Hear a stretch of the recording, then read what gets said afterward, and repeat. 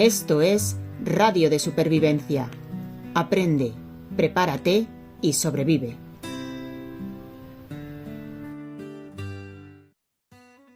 Bienvenidos, bienvenidas a este segundo programa de Radio de Supervivencia, un podcast práctico con el que prepararnos para sobrevivir a lo imprevisible. De nuevo, soy David Martínez y está conmigo Pini. Muy buenas tardes, buenas noches. Hola, ¿qué tal? Buenas tardes, buenas noches. Pues nada, aquí seguimos dando un poquito de consejo, aprendiendo y con ganas de seguir hablando de estos temas que pueden salvarnos de un apuro, pueden salvarnos de lo peor. Las buenas noticias son que hemos sobrevivido como mínimo una semana desde la anterior grabación y tenemos hoy un programa bastante jugoso. Sí, vamos a abrir melones gordos ya. Vamos a abrir melones gordos. Con artillería. Siempre teniendo en cuenta que este es un podcast para todos los públicos, así que no es lo que estáis pensando. Bueno, aparte de todo eso, pues hoy he recordado una cosa que quería contar en este programa y es un refrán inglés que creo que es bastante antiguo, que me contaron haciendo un curso de supervivencia y que me parece muy útil. Dice, if you don't know knots, you tie lots.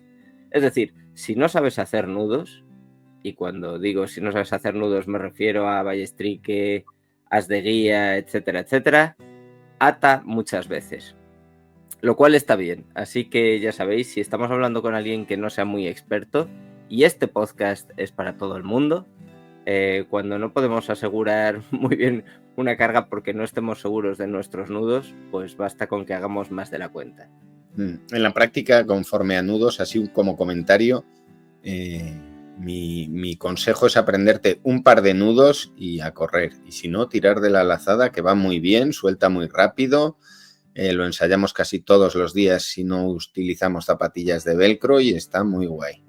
Depende de qué circunstancias, es un poco más complicado de hacer, pero si no, a mí es un nudo que me gusta mucho. Se puede asegurar, metiendo unos palitos en los agujeros, etcétera, etcétera. Bueno, vamos a hacer un rápido repaso al contenido de nuestro segundo podcast.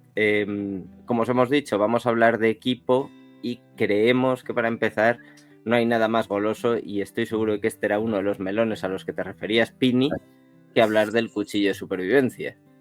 ¿Cómo no? El cuchillo de supervivencia es la pieza clave. O sea, es lo que todo supervivencialista está deseoso de sacar de su mochila y utilizar. Muy bien. Aparte de eso, vamos a hablar también de esos kits, ya que la semana pasada hicimos un breve repaso de lo que creíamos que debía tener un kit de 24 horas. Vamos a tratar de expandirlo, de añadir más objetos para que nos ayuden en la supervivencia, pues 36, quizá llegar a las 48 horas, ya veremos. Exacto, sin ser un kit ya de 72 horas, que digamos que es un poco la mochila grande de supervivencia, ¿no? La mochila de 72 horas, que es la de pues el top de mochilas, porque ya más horas supondría mucho. Si llevas para 72, te lo llevas para una semana. Exacto. Entonces, bueno, hacer una mochila intermedia, o qué cosas deberíamos hacer para ampliar nuestra mochila de 24 horas sin llegar a ser una mochila de 72. Bueno, pues llamarla una mochila de 24, de 36, de 48, lo que quieras, porque nombres ahora se ponen muchos y hay kits para muchas horas y situaciones, pero vamos, para que la gente se haga una idea, es una pequeña ampliación a la mochila básica de 24 horas. ¿Qué cositas podríamos meter si me sobra espacio en mi nueva mochila? Y si me sobra dinero también.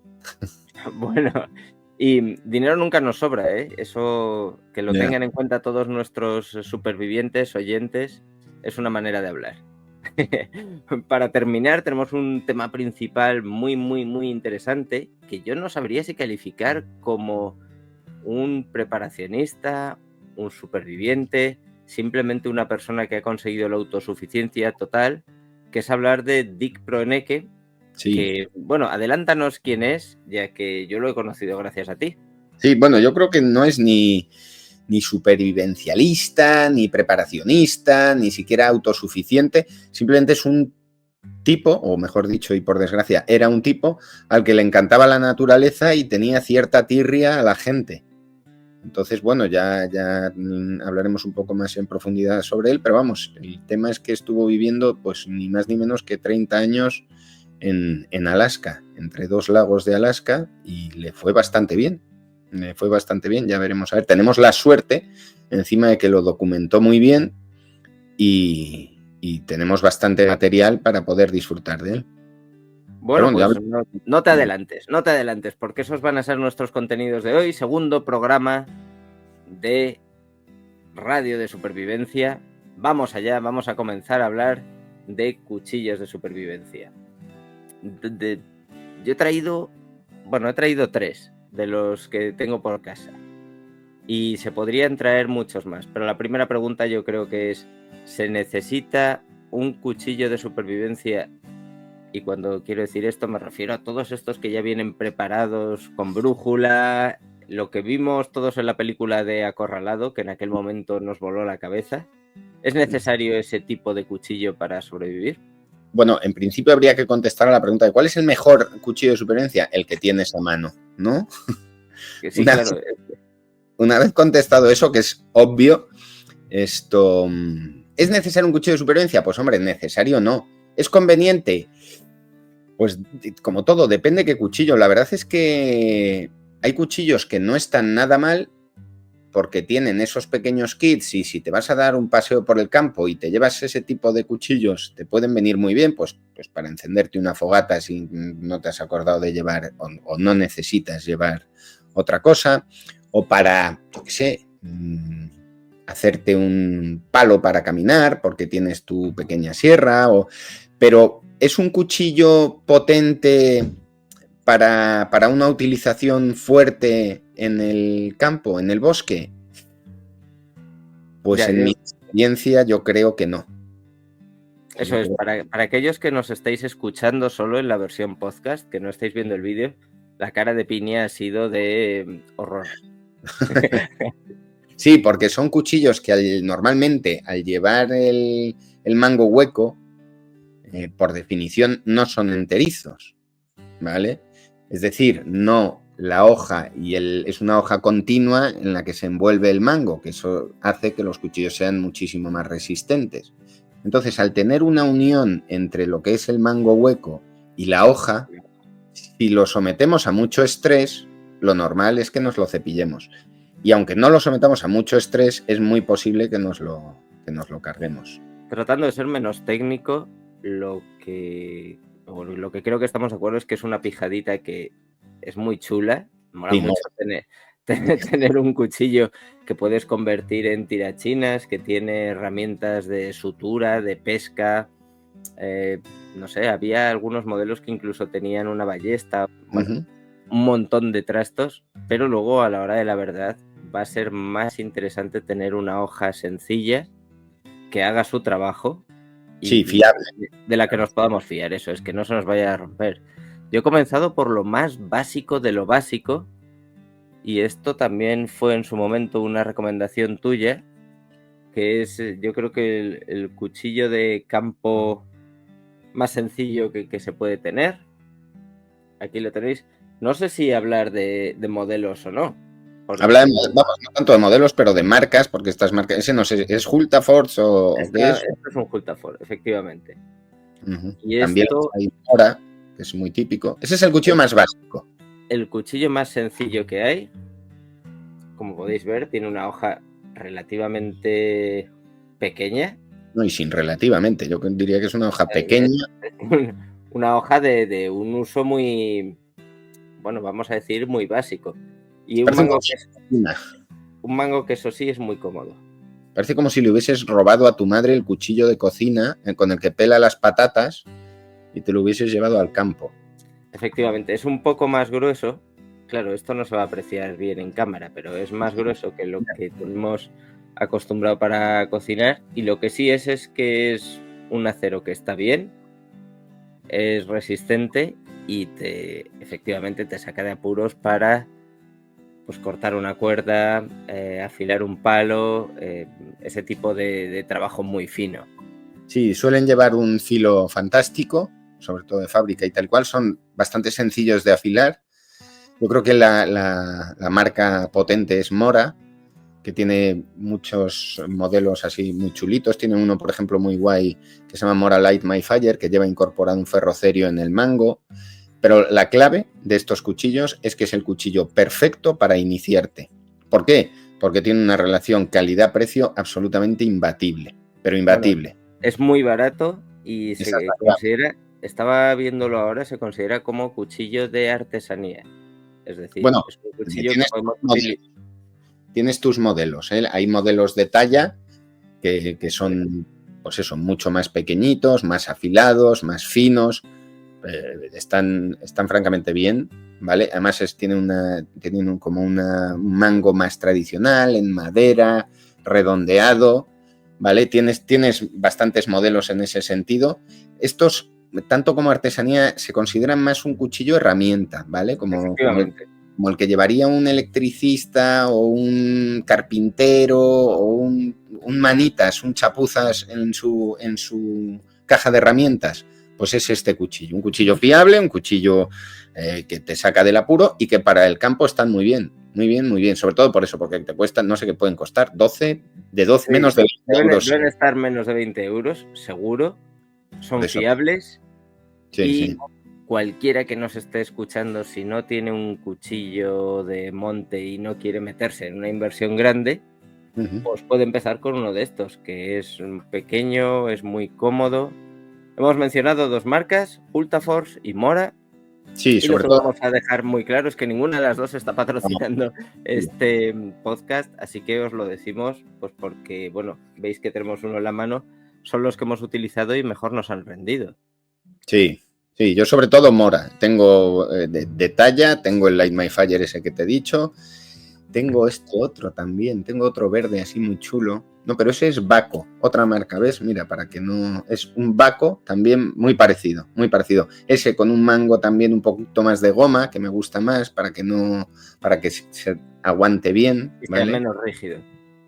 Sí, y sobre todo para el grip, porque tiene mejor agarre. Eso es una de las cosas que más me he dado cuenta yo en el campo que falla, ¿vale? Cuchillos que pueden ser muy potentes, pero el grip, la micarta, por ejemplo, no me gusta nada. Ya lo iremos viendo si quieres en cuanto a mangos y tal, pero es un material que no me gusta nada porque con barro, sobre todo cuando ya el barro se seca, se va convirtiendo en polvo, ya llevas bastante tiempo en el campo y tal y cual, la mano parece que se te queda un poco como que pierde, pues sí, que pierde agarre. y con esos cuchillos no terminan de... Entonces a lo mejor un cuchillo de mango de goma, ¿sabes? Te resulta muchísimo más cómodo. Muchísimo más cómodo. Y el picado, este es de mango de goma y con picado. Y están francamente bien. A mí me gusta mucho por eso. Es verdad que tiene una hoja relativamente blanda y tal y cual, pero bueno, para empezar, desde luego, si alguno de los oyentes, escuchantes o videntes, supervivientes les puedes llamar. Alguno de los supervivientes quiere comprarse un cuchillo para empezar a hacer sus cositas en el campo y no sabe qué hacer, empieza por ahí. Mora, Ultaforce, Baco, estos tres marcas tienen modelos muy, muy guapos, con fundas rígidas y tal. Te quiero decir que están fenomenal, vale la pena. Bien, voy a dar el siguiente paso, y es que, bueno, cada situación de supervivencia requiere unas cosas, pero en cuanto a cuchillo polivalente, el que yo tengo y que además contradice muchas de las cosas que acaba de decir Pini es el Cudeman SVT, que es... bueno, voy a hacer una aclaración. Primero lo voy a mostrar. La aclaración que quiero hacer es que aunque aquí lo veis con un ferrocerio para encender fuego, esto no está incluido en el cuchillo. Esto se lo he puesto yo. Así que vamos a pensar simplemente en la funda y en la herramienta. Venga, como habías mencionado antes, este es un cuchillo de hoja enteriza, mucho más gruesa. Sí. Que, bueno, pues es más resistente y nos permite hacer unos trabajos, vamos a decir, más duros. Es un cuchillo con el que, bueno, pues ya te puedes meter a cortar una rama relativamente gruesa Y Sí, puedes hacer ejercicios de batoneo. puedes machetear. Eso es. Bueno, de hecho, cuéntanos un poco tu experiencia porque fue el que utilizaste en la isla. Efectivamente. Pues mira, tengo una experiencia contradictoria. A mí este cuchillo me gusta mucho. Lo encontré muy práctico. Tiene para mí un inconveniente en el propio cuchillo, que es que, claro, una punta así, este que es un cuchillo de punta caída, Y drop point. es, bueno, digamos que poco afilada. A veces hubiera agradecido una punta incluso más fina para un determinado trabajo, sobre todo para utilizarlo como taladro y hacer un agujero que me sirviese mejor. Y luego, creo que es un cuchillo muy sólido, pero evidentemente requiere que se cuide.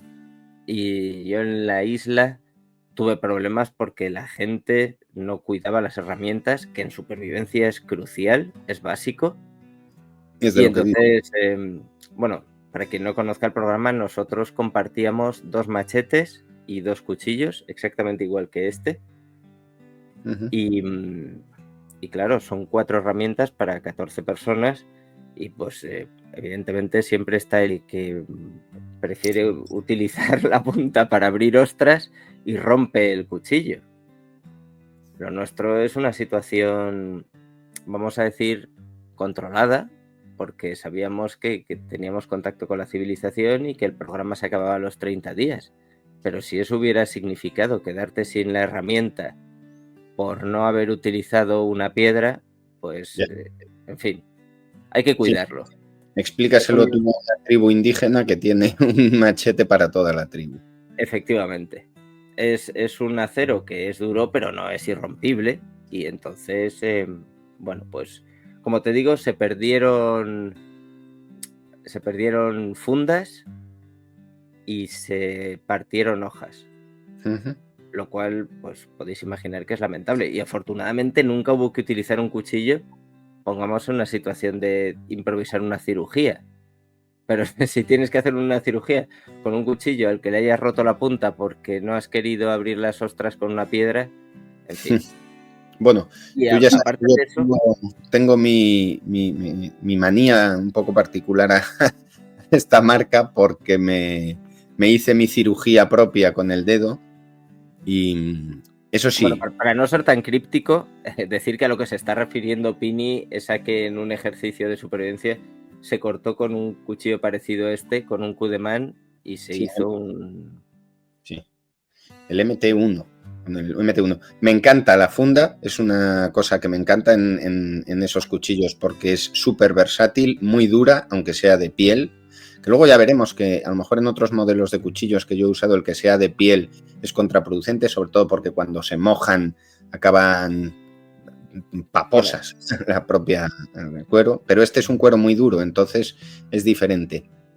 Y además es una funda que puedes meter en horizontal, en vertical, retiene muy bien el cuchillo, la verdad es que está muy bien. Pero de inconvenientes yo de esos cuchillos veo, en principio, el mango, que como te digo, es de mi carta y acaba resbalando. Y luego tiene un filo que retiene bastante bien, pero luego resulta quizá un pelo, para mi gusto, un poco duro de afilar, de reafilar, ¿vale?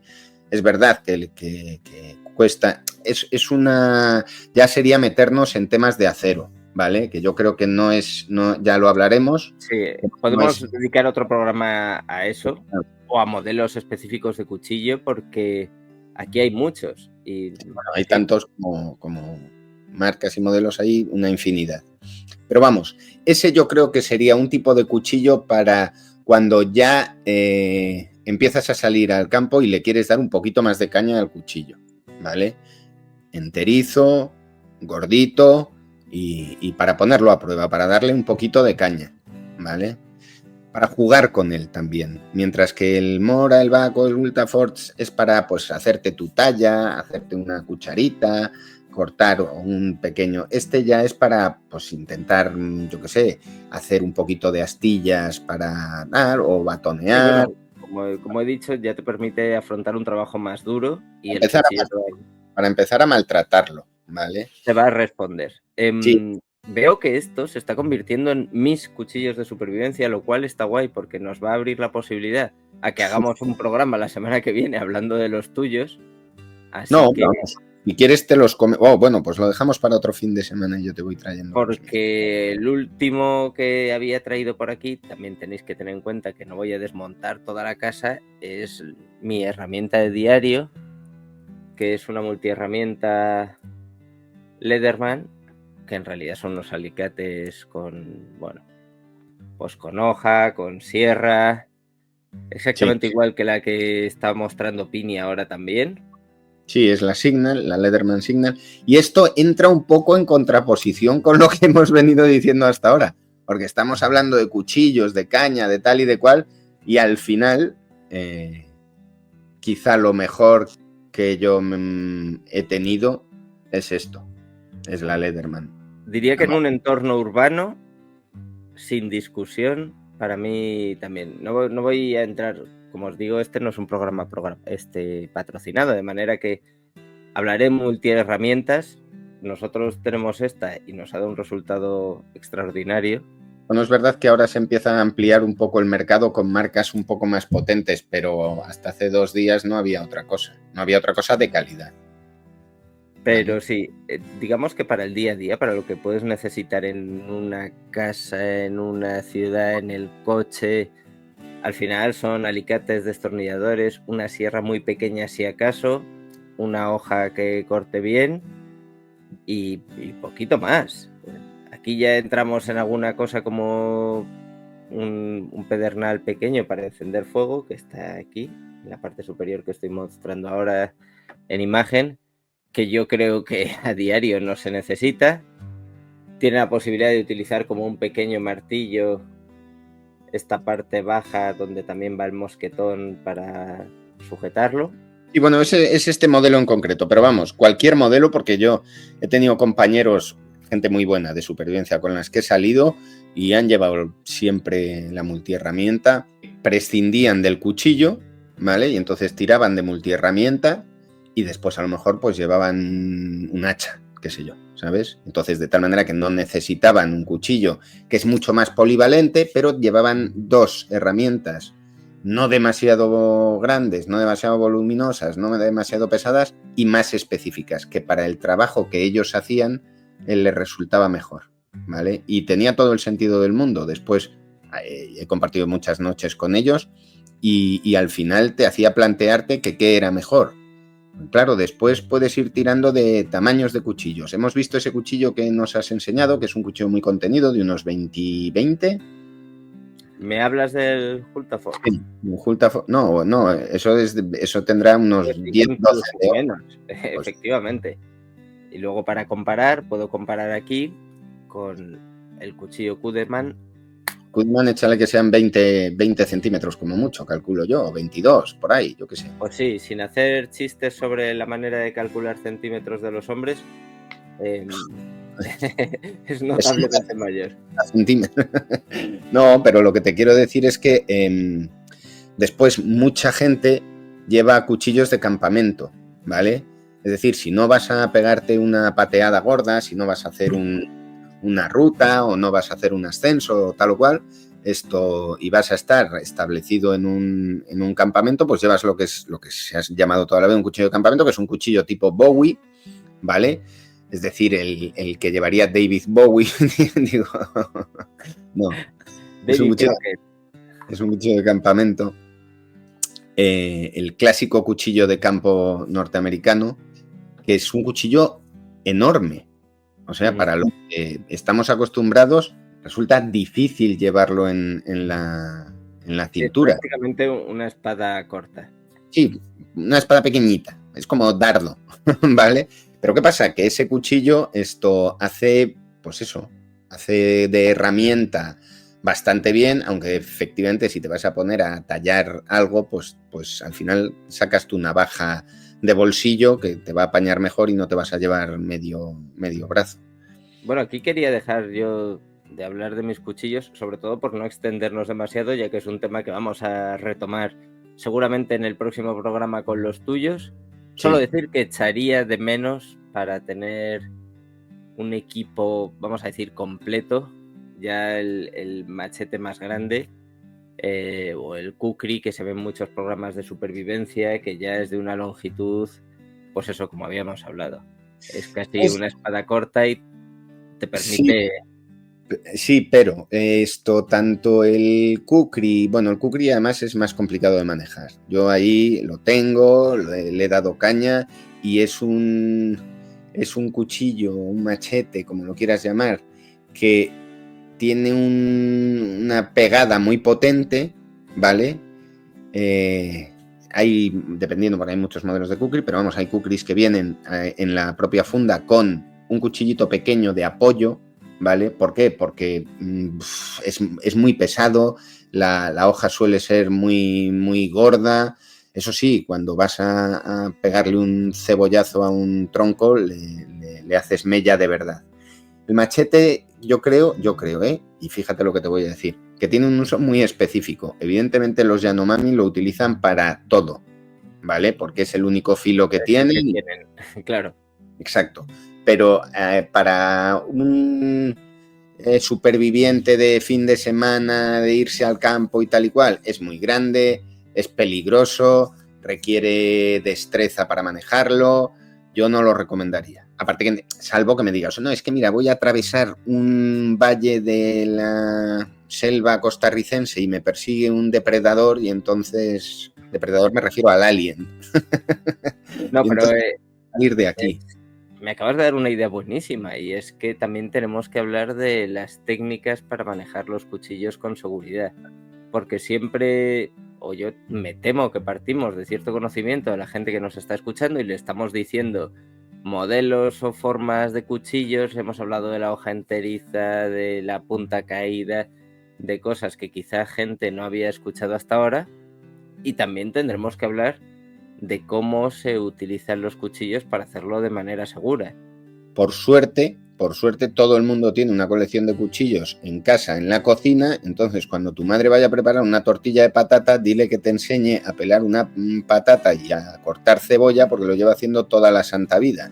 Entonces, es la manera de empezar a trabajar con un cuchillo y sabiendo lo que haces y con determinadas medidas de seguridad. Y es así, ¿eh? O sea, si te enseña a pelar tu señora jefa una zanahoria, pues cuando después vayas a pelar un palo evitarás ciertas cosas. Bueno, si no, estará por detrás sacudiéndote una colleja.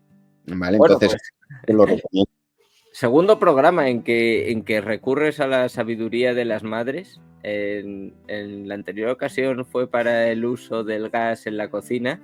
¿Sí? Ahora ha sido para aprender a utilizar un cuchillo. Yo estaba pensando en otras cosas, ¿eh? Confieso que hablaba más de cortar un palo, afilarlo, en fin. Pero sí, también está bien aprender a pelar zanahorias y nos da unas destrezas que a lo mejor no tenemos.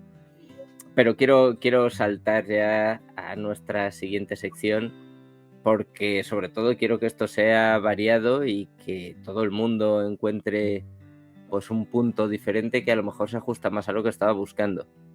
La semana pasada, para ponernos en situación, hablamos de una mochila de 24 horas, un kit de supervivencia básico que había que tener en casa, basado en las recomendaciones de la Unión Europea, pero vamos a decir con nuestro toque personal, partiendo de cierta experiencia y sobre todo de habernos planteado muchas más posibilidades después de sufrir el apagón. Ahora vamos a ampliar aún más esa mochila básica, vamos a decir con una nueva ronda de objetos que consideramos que pueden ser muy útiles pues para estar más tiempo, sobre todo en un entorno urbano, pero bueno, sin contar con lo básico. Sí, vete diciéndonos y los vamos comentando. Permíteme que recuerde lo que ya teníamos para aquellos que pues que no se acuerden. Teníamos una mochila de 20 litros. En este caso, evidentemente, pues es mejor que ampliemos la capacidad. Si tenemos una mochila de 30 litros, de nuevo de nylon impermeable, perfecto, porque es donde vamos a llevar todo nuestro equipo.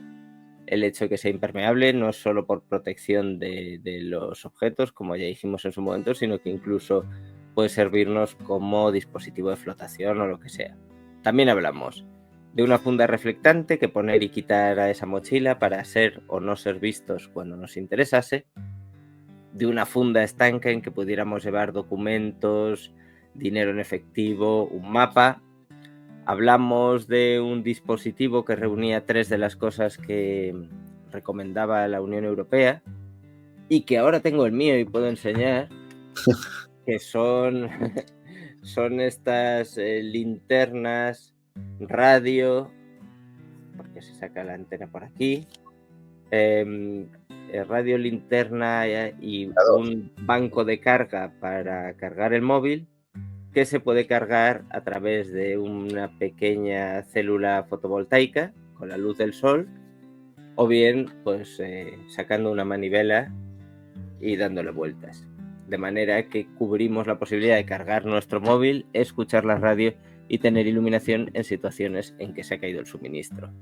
Bueno, supongo que no habrás hecho la prueba. Yo he de confesar que aunque dije que iba a hacer la prueba a ver cuánto tardaba en cargar el móvil, no la he hecho, pero vamos, te puedo ir anticipando que aunque hubiese empezado la semana pasada, todavía... No, pues, puede que estemos hablando de que tú ya tienes tecnología obsoleta. Ajá, puede. Porque a mí me funcionó bastante bien. Estaba viendo si traía especificaciones, pero no, tengo que la salida es 2 voltios 2 amperios. Yeah. Lo cual efectivamente no es mucho, pero son 2 voltios 2 amperios a través de energía solar o bien pues a través de la mano. Bueno, continuamos con mantas térmicas. Habíamos incluido una cantimplora metálica, en el primer programa tenéis el porqué, y un botiquín básico. Correcto. Para esta primera ampliación de material, pues yo he pensado en incluir una multiherramienta, porque es algo de lo que acabamos de hablar y que bueno, pues como he dicho, sirve para todo. En un entorno urbano. Tienes que tener en cuenta que ya estamos hablando de una mochila que nos va a permitir, porque la mochila de 24 horas es el primer paso.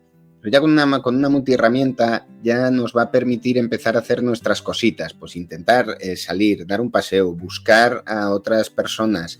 Siempre conviene tener, en modo de seguridad, a modo de herramienta, en la posibilidad de intentar o de tener que abrirnos paso por una cerca o una puerta o, en fin, muchas cosas que si no tienes herramienta, entonces no está nada de más esto, apoyarnos de una herramienta que en principio tiene muy poco peso y muy poco espacio te ocupa. O sea que no sé si sería capaz, por ejemplo, de abrir un ascensor que se haya quedado atascado con una multiherramienta.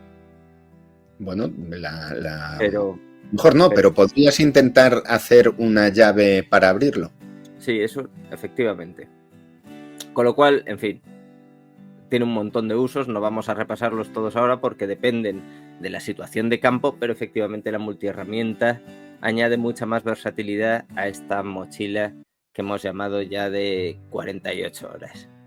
En segundo lugar, había pensado en incluir 10 metros de paracord de 9 núcleos y mosquetones de seguridad.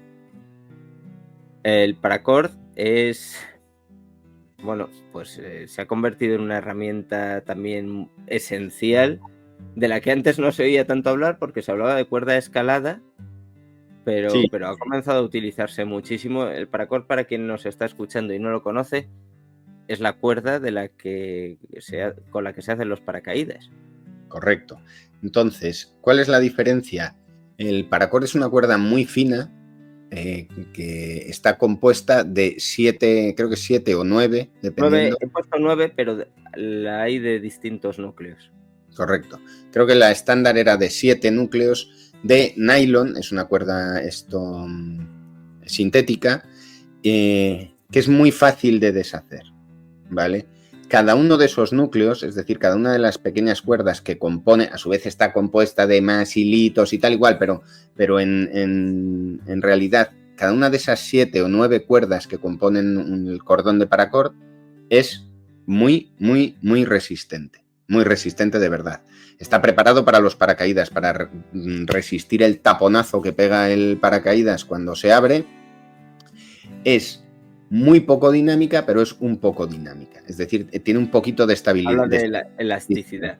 Correcto. Las cuerdas de escalada se ve muy bien. ¿Cuál es el tema de las cuerdas de escalada? Que los cordinos, que serían una cuerda equivalente en grosor a lo que es un paracord, porque un paracord es muy poco grueso, prácticamente parece un hilo de lana gordo, ¿sabes? Estamos en esos... Entonces, el cordino de escalada no se puede deshacer. Puede que sea más fuerte, pero en el momento en que se deteriora, estás perdido. En cambio, un paracord, si se empieza a deteriorar, puedes desmontarlo y aprovechar las partes de cuerda que estén bien. Ahora bien, esto es una advertencia que hay que hacer que me parece muy importante y no la he visto. De un tiempo a esta parte, como has dicho, el paracord se ha puesto de moda. Ahora ya todo es de paracord. Hay mangos de cuchillos de paracord, pulseras, llaveros, etcétera, etcétera. ¿Cuál es el problema? Que el mercado asiático ha entrado al quite y estamos viendo que muchísimos de los paracord que hay no son paracord de verdad. No es un paracord de verdad, es una cuerda fulera. Una cuerda que imita el efectivamente, aspecto. Que viene recubierta del mismo tipo de recubrimiento que lleva el paracord y entonces esto sí que es fundamental porque si no, no sirve de nada, se convierte en una cuerda molona de aspecto, pero que no nos sirve de nada. Es importante que se compre un paracord real, un paracord de verdad. No es excesivamente caro, pero lo que te quiero decir... No es una herramienta cara, porque estamos hablando de unos 10 metros de paracord. No necesitamos un carrete que sea una barbaridad. Lo que te quiero decir es que con 10 metros de paracord, en realidad, aun poniendo unos nudos decentes y tal y cual, estás hablando de tener 60 metros de cuerda muy resistente, ¿vale? Entonces, está muy bien. Yo en la práctica no lo uso mucho y desde luego no lo he deshecho todavía. Cuando lo he usado ha sido para bajar, yo qué sé, pues alguna cosa un poquito más pesada o para hacer algún tipo o para sujetar algo un poco más pesado y tal y cual. Yo suelo llevar cuerda natural de cáñamo porque muchas veces esto se deteriora y tal y cual, y al ser biodegradable, al ser cáñamo puro, pues se queda ahí, es finita, y para atar un tarp, o sea, un toldo, o para sujetar una bombilla, una linterna, pues lo utilizo, pero llevar una reserva de paracord es fundamental. Te puedes hacer lo que quieras, con 10 metros, fíjate, te puedes hacer un arnés.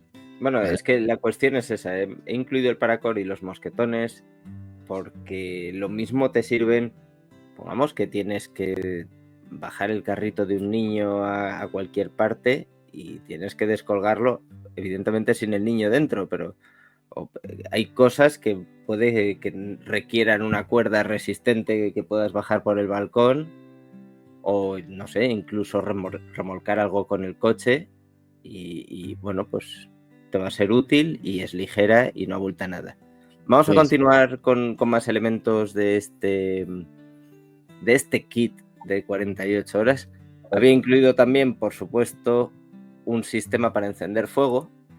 No me parecía tan relevante, a lo mejor en una emergencia de 24 horas, pero si la cosa se alarga, pues aquí cada uno que elija.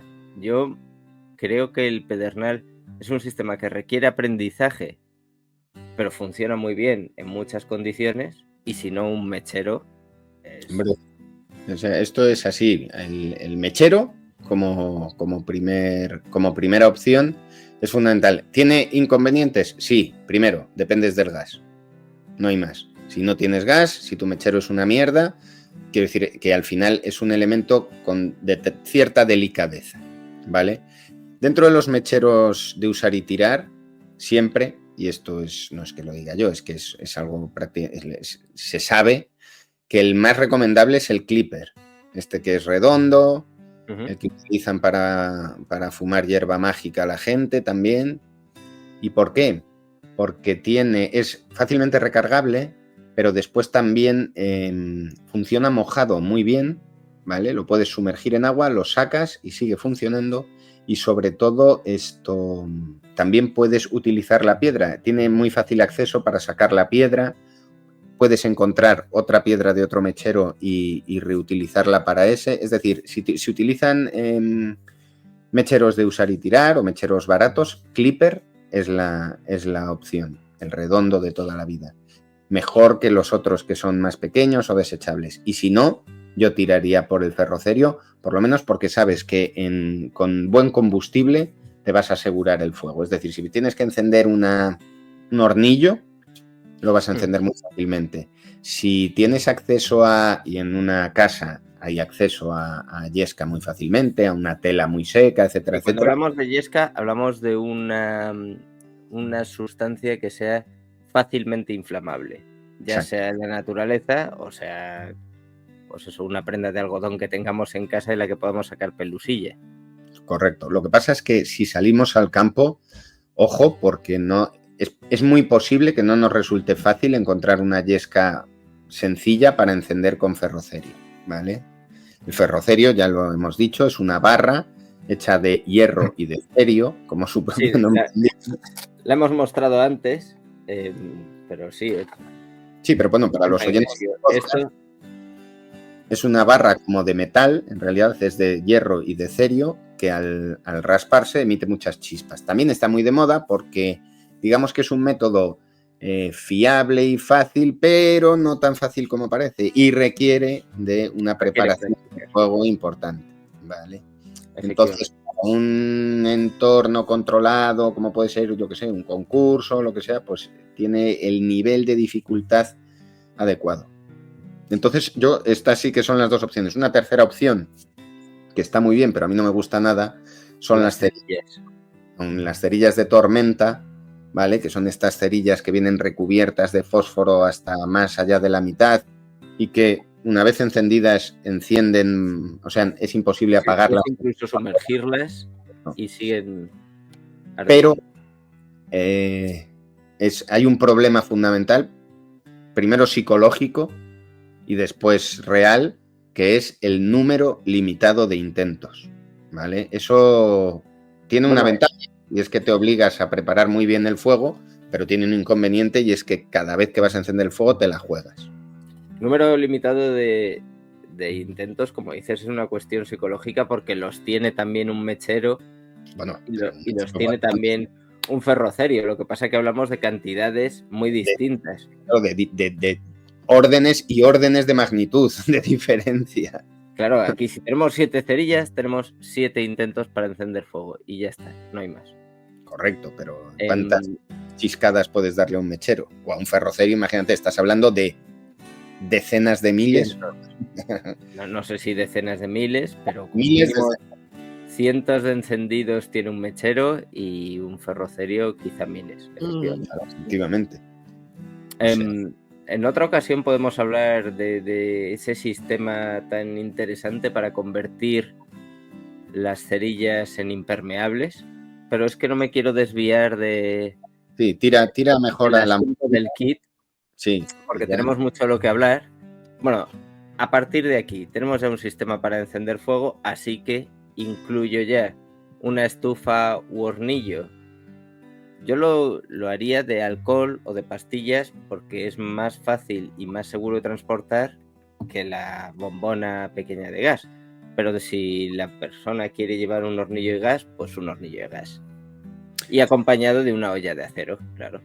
Sí, o sea, la olla de acero o aluminio, cada uno, o titanio, cada metal con sus ventajas y sus inconvenientes, esto ya lo iremos viendo más adelante, está claro, de distintos tamaños. Con respecto a qué tipo de hornillo, pues hombre, es complicado, porque a mí el hornillo de gas me parece, y solo hay que...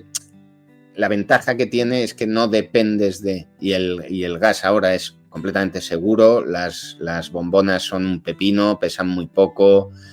duran una eternidad almacenadas. Tiene una potencia calorífica enorme el gas también. Comparado con el alcohol, pues... Efectivamente. Todo depende un poco de las circunstancias en las que estés, de tu clima, de tal y de cual. Si es un clima caliente, si no vas a más que a calentarte un café con el alcohol, vas que chutas. Ahora, si estás en montaña, por ejemplo, pues llevan propano y ya está, y no hay más, ¿sabes? Quiero decir que a mí me gusta mucho también, y hornillos de gas son muy caros, pero tienes hornillos de gas muy potentes, muy pequeños, que son verdaderas maravillas, que vienen incluso con el vaso preparado para ir todo conectado y que proteja del viento y tal, en material de alta montaña. Quiero decir, los alpinistas de alta montaña viven de eso y les va bien, con lo cual malo no puede ser. O sea, pero un hornillo de leña o estos son una gozada, Son divertidísimos, te permiten calentarte una lata o prepararte un té o prepararte lo que sea en la naturaleza y un café y se disfrutan mogollón. Y en caso de emergencia te sacan de un apuro. Cuestan 2 duros y están fantásticos. Es una manera de que el fuego sea más accesible para la persona que no tiene que construir su propio fuego.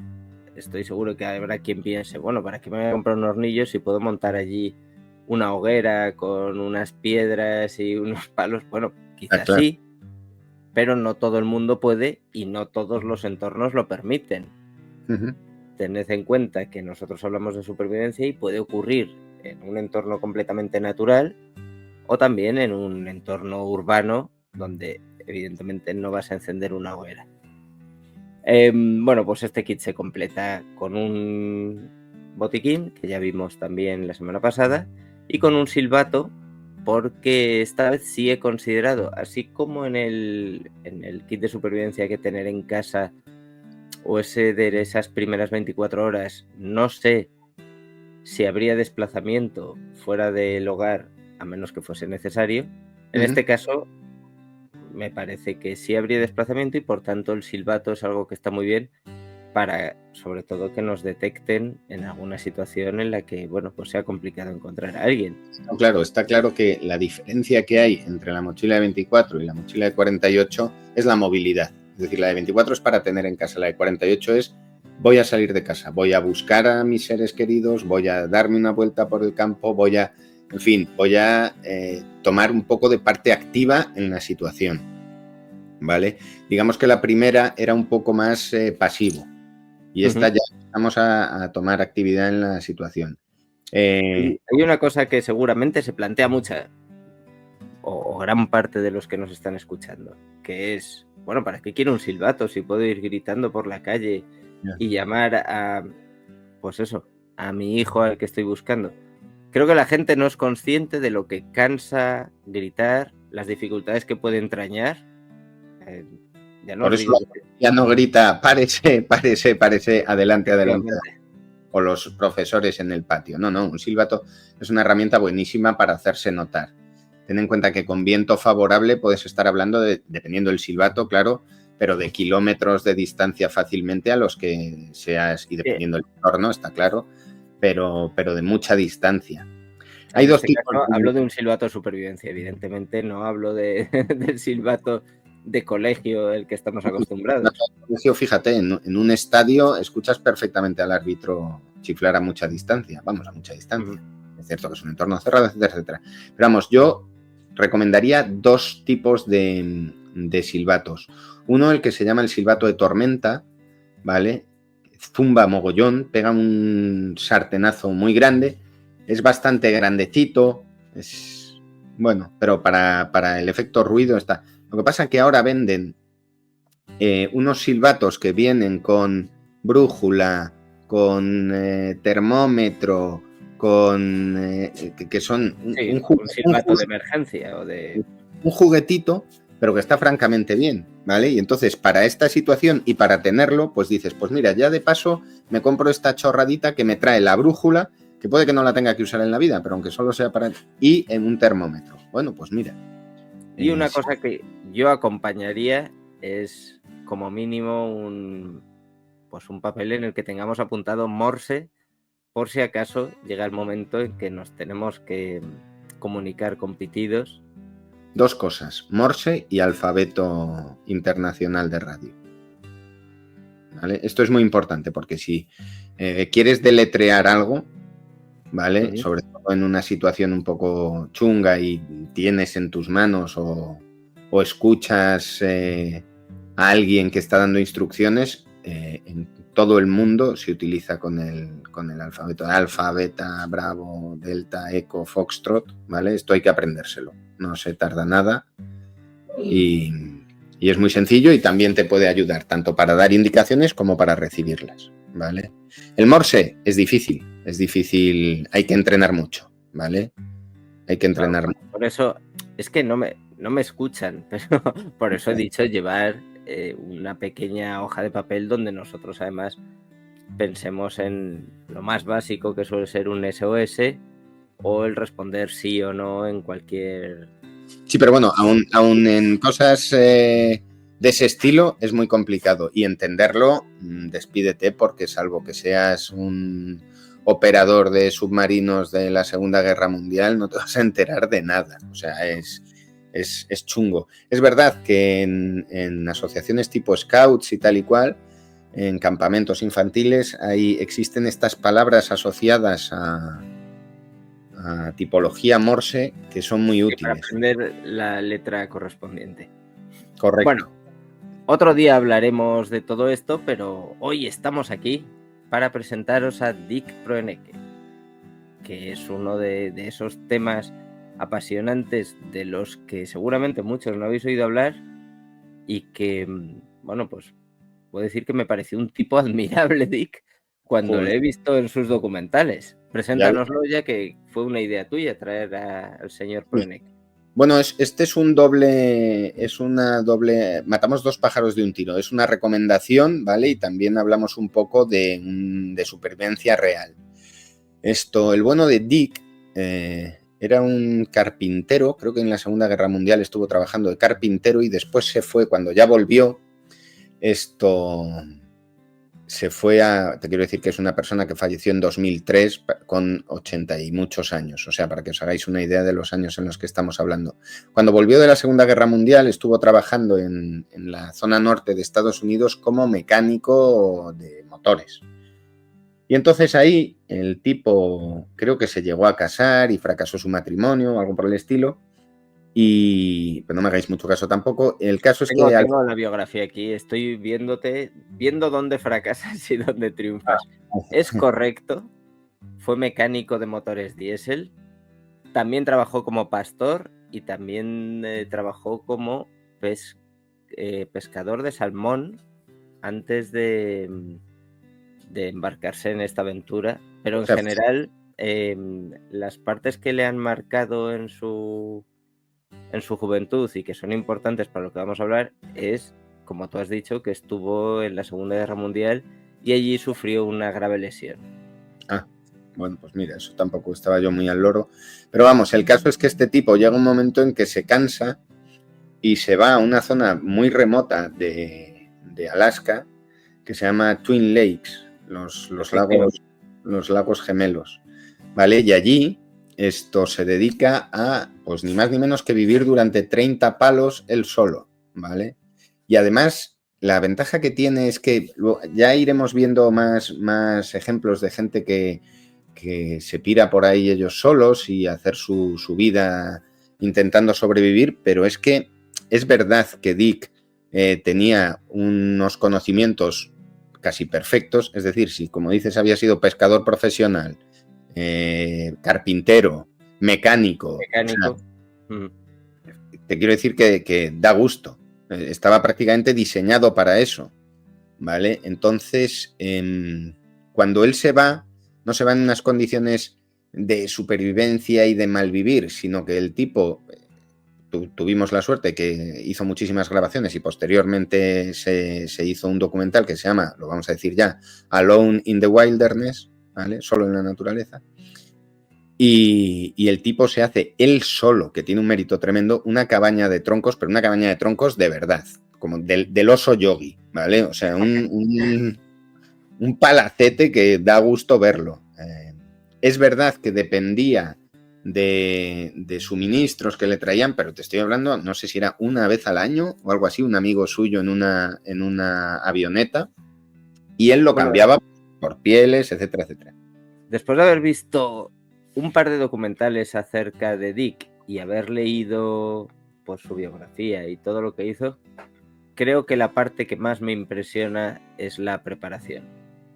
Gran parte del trabajo que tiene grabado, como has dicho, es cómo se construye una cabaña de troncos, y cuando hablamos de una cabaña de troncos, efectivamente hablamos de, vamos a decir, una estructura permanente, pensada para aguantar. Sí, sigue en perfecto estado a día de hoy.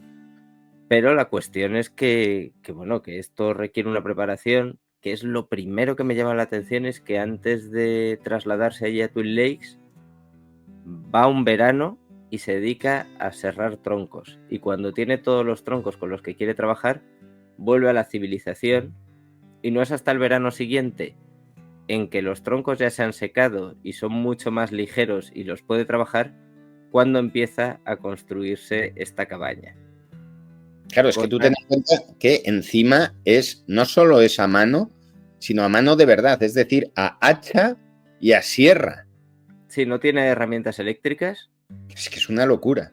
Y se le ve utilizar un hacha, se le ve utilizar sierra, se le ve utilizar un taladro manual. Y se le ve trabajar muchísimo con cuchillas de tallado de madera. O sea, de todas las cosas que hace, desde luego la carpintería, tal y como aparece en los documentales, es espectacular. Con una precisión, con una velocidad increíble. Y hablamos de una persona levantando una estructura que pesa mucho, sin ayuda de máquinas más allá de sus hombros. Y tullido. ¿Vale? O sea, encima herido de guerra. La cuestión de la herida de guerra, ya que lo mencionamos, es que sufre una lesión, efectivamente. Y no es una lesión que le marque tanto físicamente, no le impide hacer nada, pero sí le obsesiona el comenzar a estar sano, comenzar a cultivar su cuerpo, preocuparse de lo que come, lo que hace y dónde está, con una conciencia que hasta entonces no tenía, a partir de sentirse vulnerable. Uh-huh. Y claro, en un entorno tan natural pues como Alaska, alejado de toda la civilización, pues la comida es completamente orgánica y sana, y lleva a cabo ejercicio diario y demás. Otra cosa que te quiero comentar acerca de Dick. Una de las cosas que menciona en el documental es evitar el peligro. Él es consciente de que está solo, de que es una persona que se muda a Alaska con 51 años y claro, que en cualquier momento, cualquier cosa que le pase, pues puede ser fatal. Y él lo menciona cuando cruza uno de los lagos en canoa. Me pareció muy interesante. Hombre, porque cuando yo me fui a la isla, es una de las cosas que hablamos, una de las cosas que aparece en el libro, que era las alturas y las profundidades matan. Exacto. Entonces, en la medida de lo posible, no te subes a un árbol muy alto, porque si estás solo y te caes y te rompes una pierna, se acabó. Se acabó. Estás muerto. Uh-huh. Y lo mismo con las profundidades. Si estás solo y pierdes el conocimiento y estás en un lugar en el que no haces pie, pues a lo mejor te ahogas y se acabó también. O te enredas en una red, o en fin, puede ocurrir muchas cosas. Cosas tan sencillas como no utilizar un hacha cuando cae el sol, por ejemplo, ¿vale? Esto que parece una tontería y dices, hombre, pero este tipo si es carpintero, si se ha construido la cabaña y tal y cual, son ciertas normas que evidentemente el accidente y el peligro siempre está, pero en la medida de lo posible minimizar el riesgo. ¿A costa de qué? Pues a costa normalmente de tiempo, ¿vale? Si tienes que volverte y esperar al día siguiente, esto también lo saben muy bien los montañeros, no sirve de nada intentar apurar una cima si vas a volver de noche. Bueno, vuélvete y si puedes al día siguiente lo haces y si no te vas a casa pero vivo. Y esto es así, es decir, puedes ver pues una comida muy jugosa en lo alto de un árbol. Pues yo no te digo que lo intentes tirar o no, pero si eso va a suponer un riesgo, casi es mejor pasar un poquito de hambre, pero garantizarte que no te vas a meter un talegazo que en determinadas circunstancias te puede incapacitar y en otras, y sobre todo en ese nivel extremo de supervivencia, es que te vas al hoyo. Y entonces, claro, bueno, no sé si lo hemos dicho, ¿cuántos años estuvo el bueno de Dick allí él solo con contadas visitas a la civilización? ¿30? Pasa más de 30 años. Eso. Más Él se va cuando se retira, Es verdad que tú lo has puesto mucho más poético y has dicho que se cansa de la civilización. Bueno, él alcanza, vamos a decir, su jubilación. Se retira del trabajo y es cuando con 51 años dice, bueno, ahora con lo que me queda me voy a vivir a la naturaleza. Pero sí, está allí más de 30 años, escribe un diario en el que relata lo que hace todos los días, lo cual supongo que le ayuda también a mantener la salud mental, no solo es una cuestión de divulgación. Es que, claro, efectivamente, piensas psicológicamente la fuerza que hay que tener para estar 30 años, es una vida. Y una persona que no es que digas, bueno, ha nacido en ese entorno y entonces es lo que conoce y es una persona completamente urbana que ha vivido en sociedad 50 años, ¿vale? Es decir, que se va con una edad importante y encima hace muchos años, cuando se fue, pues fíjate, que serían los años 50. Que no son los 50 de ahora, que son los nuevos 30. Es lo que te digo. Entonces, se va como una persona mayor, y aguanta 30 años hasta que ya no puede más. O sea, no puede más físicamente de decir, bueno, es que este señor... sí, ahí se ven cosas, pues, por ejemplo, tiene la despensa en alto y eso implica subir por una escala de mano, no sé, calculad unos 4 metros de altura, no solo para construirla, sino después siempre que tiene que recoger alimento tiene que subir hasta allá. No es lo mismo que lo haga una persona de 50, evidentemente, que una de 80. Bueno, de 50, de 60, de 70, hasta de 80, ¿sabes? O sea, Dick es una bestia, o sea, un ejemplo de lo que tiene que hacerse. Porque además es que no solo es que sobreviviese, sino que prosperó de verdad. Aparte de eso, tuvo esa labor divulgativa, ¿vale? Y encima, al parecer, también muchas de las colaboraciones que hacía eran tanto con guardabosques, sí, como con servicios de incendios, naturaleza, meteorología. Es decir, que el tío encima era de provecho. Era, ¿vale?, proactivo, efectivamente. Colaboraba, y se puede ver cosas curiosas en el documental. Por ejemplo, él renuncia a cazar piezas muy grandes porque dice que no se las va a comer. No es un superviviente que bueno, pues piense en matar un gran mamífero y conservar la carne después, bien ahumándola. No, él sale por la mañana, pesca una trucha o 2 truchas y si con eso tiene lo suficiente para comer ese día, no se preocupa de más, lo cual en un principio a la persona que piensa solo en sobrevivir le puede asustar o le puede sorprender, pero bueno, hay que tener en cuenta que él también tiene suministros que le traen de la civilización. Ah, claro, o sea, entonces, no es... Si un día no pesca, no se queda sin comer. Sí, pero lleva una honestidad encima y unos planteamientos y se enfrenta a la situación que, joder, es digno de... Bueno, estaba haciendo a medida que veía los documentales, como os digo, hay varios, hay como 3 capítulos que se han editado en DVD y después hay refritos del mismo metraje, pues para distintos vídeos más cortos. Revisando el material que lleva sartén, lleva un rifle, lleva sierras y todo tipo de material para trabajar con carpintería, y creo que lo más sofisticado que se lleva es una estufa, que es donde cocina y la que utiliza para calentar la casa. Sí, yo creo que se hace un carpintero brutal, ¿no? El tío, para... Lo único que evidentemente va aparte, claro, son prismáticos. Sí se le ve que tiene unos prismáticos que van cambiando a medida que avanzan los documentales. Y luego, por supuesto, el material de grabación que se lleva una cámara de cine y un trípode para poder grabarlo todo. Ya, es que, pero encima en unos años en los que cada metro de película era un coñazo. Quiero decir que habría que conservarlo bien, sería caro. etcétera, etcétera. Y el documento, vamos, no sé qué te ha parecido, pero a mí me encanta. Te quiero decir que es muy evocador, está bien grabado. O sea, Está que muy parece... bien, demuestra mucho respeto por la naturaleza.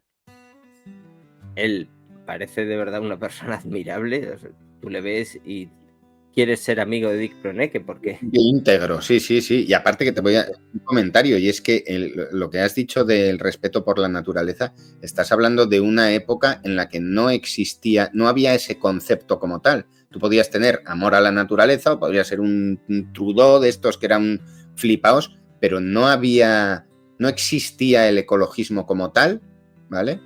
Simplemente era amor por la naturaleza, pero no había un sentido de conservación ni nada por el estilo. Todo lo que hacías era por ética personal, pero ni te habían educado ni nada. Hasta los años 60 o mucho más tarde no empieza a calar el ecologismo el como mensaje ecologista que conocemos ahora. Luego también me llama la atención, por ejemplo, me llamó mucho la atención la mochila que utiliza. Utiliza lo que llaman un backframe, el marco de la mochila de los soldados durante la Guerra Mundial, que a grandes rasgos solo son los tirantes y un marco metálico a la espalda, lo que le permite atar lo mismo un tronco que una bolsa con suministros, que una canoa y unos remos, lo que me pareció muy práctico, y creo que es algo que cada vez se ve menos o ya no se ve, ese tipo de mochila que solo sea una estructura polivalente para echarte a los hombros lo que sea. Sí, fíjate que también lo recomienda Rüdiger Neckberg, que ya hablaremos de él también. Era su idea también, llevar solo el frame, solo el marco de aluminio, y después le acoplaba en concreto un bidón cuadrado pequeño de plástico de tapa de rosca grande, porque decía que, claro, que si te metías en un río eso era una maravilla, ¿vale? Pero claro, mientras que Rüdiger pues era lo que utilizaba, Dick le sacaba muchísimo más partido, porque de verdad lo que necesitaba transportar lo transportaba en los riñones. Sí, claro, aquí también me llama la atención que no tenga animales domésticos. Él a lo largo del documental, vamos a decir entre comillas, entabla amistad con un armiño, con una ardilla, con los pájaros, pero me sorprende, por ejemplo, que no tenga perros, ya que en Alaska utilizar el perro como un sistema, pues simplemente para tirar de un trineo, hubiera sido una buena opción, y no tiene animales de compañía. Ya, el mushing requiere también, primero... Sí, hay que mantener los perros, criarlos y entrenarlos. Hay que saber, te quiero decir y hay que moverlos, no puedes tener un perro de compañía como tal. Ya hablaremos de otro documental que me encanta, que sale bastante de perros, y ahí lo explican, o por lo menos se ve bastante bien la relación entre el cazador, en este caso el trampero, y los perros. Pero bueno, nada, me alegra que te haya gustado el bueno de Dick, y la gente que no lo haya visto también está tardando porque les va a encantar. Es un docu encima con esa textura clásica de aventura y de tal y de cual, y ¡puf! Sí, bueno, está rodado en película, si te refieres a eso con la textura antigua, no es vídeo digital ni nada moderno, pero sobre todo sí habla de un mundo que lamentablemente parece haber desaparecido, y es el mundo donde todavía quedaban cosas por descubrir, y da la impresión de que Dick vive justo en la frontera entre la civilización y el territorio completamente salvaje. Como conclusión, efectivamente merece la pena verlo, sí. No tanto por lo que se vaya a aprender de supervivencia, porque aquí lo que tratamos es de arreglárnoslas con nuestros recursos, pero os estamos hablando de una persona que es un maestro de la carpintería y que cuando veáis de lo que es capaz, pues aún no lo deja patitieso. Pero bueno, sí, es una manera de disfrutar de la naturaleza. No sé si quieres añadir algo más. Nada, porque aquí Sherlock quiere despedirse también. Así que nada. Pues llega el momento de despedirnos. Ya sabéis que nosotros no nos despedimos como en cualquier podcast, sino que lo hacemos con una recomendación. ¿Qué tienes para hoy, Pini?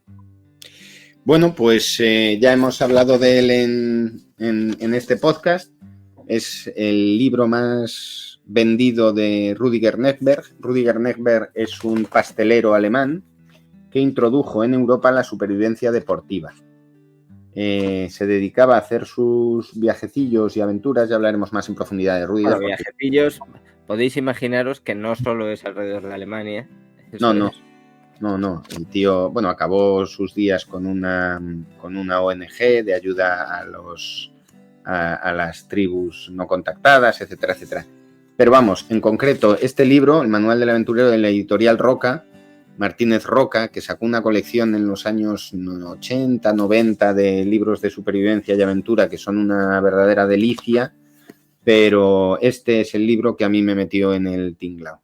Es un libro que se lee tremendamente fácil porque está hecho de capítulos muy cortos.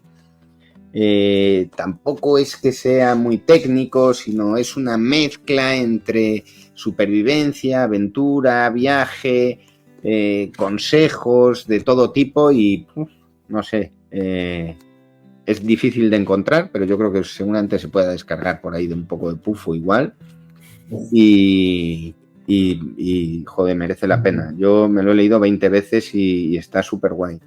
Fíjate, dice una cosa con respecto a la supervivencia que siempre se me ha quedado, y es que el tío, el preparacionista, no es a lo mejor tal, el preparacionista es aquel al que cuando se le rompen los cordones de la bota ya tiene otros porque sabía que se le iban a romper y ya había comprado otros con antelación.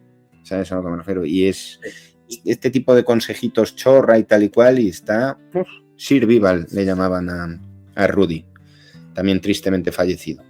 Bueno, pues ya lo sabéis, Rüdiger Neckberg, Manual del Aventurero, editorial Martínez Roca, o de Pufo, porque aquí en Radio de Supervivencia os enseñamos la manera de sobrevivir. Y a veces eso implica también pues buscar cómo descargarse un libro. Así por supuesto, esto es una broma. Muchas gracias otra semana por estar conmigo. Lo que más me gusta de este programa es que ya nos han salido temas para muchas más semanas. Hablaremos de técnicas con el cuchillo, hablaremos de tu colección o tus favoritos en cuanto a cuchillos de supervivencia y por supuesto seguiremos tratando muchos más personajes, casos históricos, casos prácticos, etcétera, etcétera. Muchísimas gracias por estar aquí otra semana. Pues muchísimas gracias a todos, gracias a ti, nos vemos en los bosques. Pues nos vemos en los bosques, hasta muy pronto en Radio de Supervivencia.